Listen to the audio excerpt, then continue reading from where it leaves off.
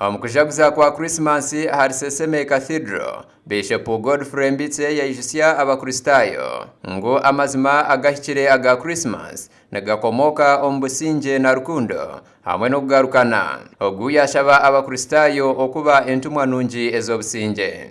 Nicyo gituma tuvuga ngo amahoro Imana itanga.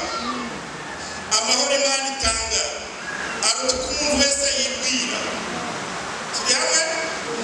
Aruta umuntu wese, amahoro y'Imana aruta umuntu wese yibwira. Ukuri kose byashoboka kugira amahoro. Bamwe muraraga mutaryamye cyangwa abakakana cyangwa abakakana cyangwa abakakana cyangwa abakakana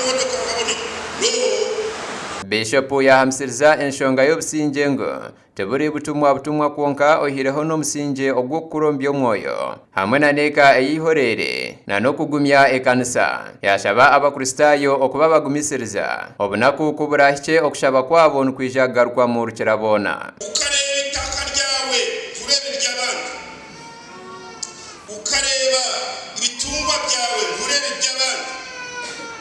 N'abagabo ukareba umugore wanjye n'umugore w'abandi abagore, ukareba umugabo wanjye n'umugabo w'abaki abasore, ugategereza cagi abakobwa, ugategereza cagi.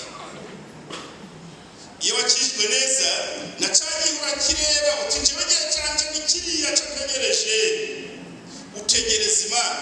Arikujuriza omushororongo mu kitabo cya Isaya ishura 11, Bishop yashobora ngo okuzarwa kwa Yesu Kristo ensi ekaba elyo mwirungu konka Yesu akayijanke cyererezi kandi yashaba abakristayo bona okujwakirura izoba lya Christmas okuleta omushana omunsi.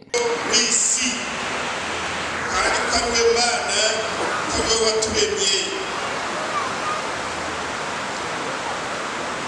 kandi muri Yesaya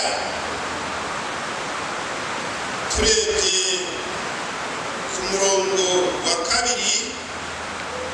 bihanura Yesu amaze kuvuka uko abantu babaye nuko bari bameze. Mbitse yayihanangiriza eminyeto okurekeraho okwejumba mu nshonga z'ebyombonano batakashwire arikubashaba kuba kurata icyo kureberaho cya Mariamu nyina wa Yesu ayatwirenda akiriyo shugeine. Mwese ndavuga ku bintu bibiri. Mariya yari umwana, nicyerekana umukobwa kure gushingirwa w'umwana. Turi hamwe ariko abagore bari hano abo nshaka kubahanikisha aho